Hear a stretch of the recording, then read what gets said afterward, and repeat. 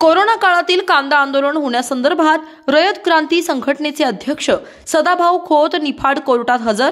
लासलगाव कृषी उत्पन्न बाजार समितीचे उपबाजार आवार विंचूर येथे कोरोना काळात कांदा बाजार भाव प्रश्नी आंदोलन केल्याच्या संदर्भात रयत क्रांती संघटनेचे संस्थापक अध्यक्ष व माजी राज्यमंत्री सदाभाऊ खोत व 8 ते 9 पदाधिकाऱ्यांवर लासलगाव पोलीस ठाण्यात सन 2020 मध्ये गुन्हा दाखल झाला होता. या गुन्ह्याच्या सुनावणीसाठी सदाभाऊ खोत निफाड कोर्टात हजर झाले. पोलिसांचे जाब जबाब तसेच सदाभाऊ खोत व त्यांच्या पदाधिकाऱ्यांचे जबाब झाले असून लवकरच पुढील महिन्याच्या पहिल्या आठवड्यात यावर निकाल दिला जाणार आहे.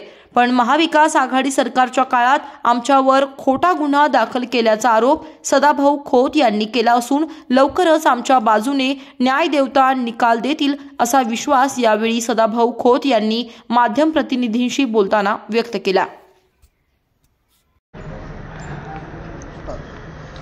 कांदा उत्पादक शेतकरी यांच्या अनुषंगानं निफाड कोर्टामध्ये महाविकास आघाडी सरकारच्या कालखंडामध्ये शेतकऱ्यांच्यावरती माझ्यासह काही कलम लावून खोटा गुन्हा सरकारनं या ठिकाणी नोंदवलेला होता आणि त्या अनुषंगानं आज आम्ही निफाड न्यायालयामध्ये निश्चितपणाने हजर झालो.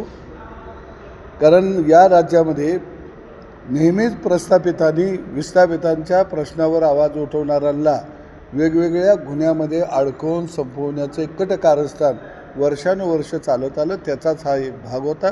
निश्चितपणानं या गुन्ह्याच्या संदर्भामध्ये न्यायदेवतेकडून आम्हाला योग्य न्याय मिळेल अशी मी अपेक्षा व्यक्त करतो.